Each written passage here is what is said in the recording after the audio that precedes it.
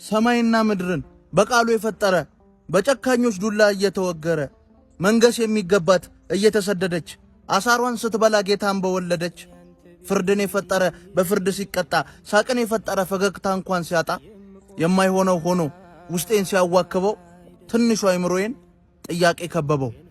ጥያቄ 1 ቤተ መንግሥት የሚያንስበት የሱ ሆኖ ምድር ጫካው በግርግም ውስጥ የሚወለድ ክርስቶስን ግን ምን ነካው?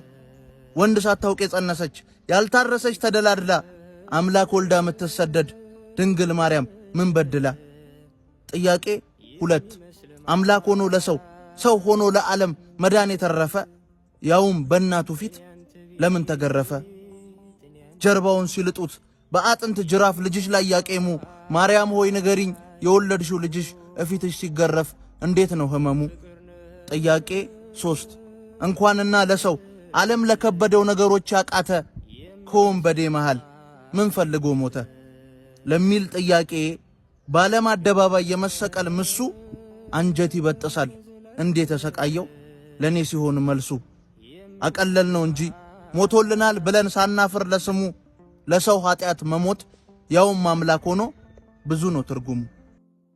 በዚህ በጾም ወቅት ስለኛ የሚጾሙ ስለኛ የሚጸልዩ ስለኛ የሚቆሙ